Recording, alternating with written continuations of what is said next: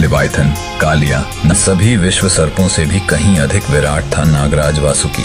वह केवल एक सर्प नहीं था, वह सृष्टि की आदिम स्मृति था। वही वासुकी जो सदा महादेव के कंठ में विराजमान दिखाई देता है, पर बहुत कम लोग जानते हैं कि वह वहां आभूषण बनकर नहीं बल्कि बलिदान की जीवित कथा बनकर है। वासुकी का जन्म सृष्टि के उस युग में हुआ जब लोक, काल और दिशा तक स्थिर नहीं थे।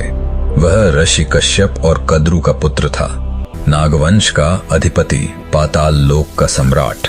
उसकी फुफकार से दिशाएं बदल सकती थीं और उसकी कुंडली में बंधा ब्रह्मांड स्वयं को सुरक्षित समझता था। देव उसका सम्मान करते थे, असुर उससे भय खाते थे और नागलोक उसे धर्म का प्रतीक मानता था।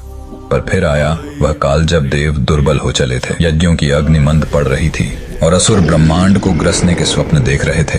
तब ऋषियों ने कहा, यदि अमृत नहीं मिला तो धर्म का संतुलन टूट जाएगा। अमृत का मार्ग केवल एक था, समुद्र मंथन। लेकिन मंदराचल पर्वत को थामने वाला कौन था और उसे घुमाने की शक्ति किसमें थी? देव और असुर एक दूसरे की ओर देख रहे थे, क्योंकि वे जानते थे यह कार्य किसी देव या असुर से संभव नहीं। और तभी वासुकी आगे बढ़ा। उसने न कोई वर मांगा, न कोई वचन, बस इतना कहा, यदि सृष्टि को मेरी आवश्यकता है तो मुझे रस्सी बना लो। जब मंदराचल घूमने लगा तो उसकी देह ब्रह्मांड की सीमा बन गई। देव उसकी पूंछ को खींचते रहे, असुर उसके फन को जकड़ते रहे। हर चक्र के साथ उसकी नसों में अग्नि दौड़ती रही, हड्डियां चरमराती रहीं, पर वासुकी मौन रहा, क्योंकि वह जानता था यदि वह रुका तो सृष्टि रुक जाएगी। मंथन से सबसे पहले जो निकला वह अमृत नहीं था, वह था हलाहल विष।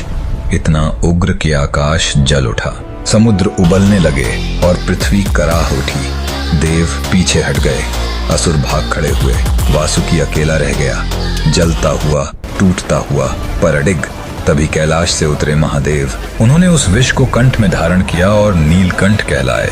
मंथन पूर्ण हुआ, अमृत निकला, देव अमर हुए और वासुकी वह थक कर टूट चुका था।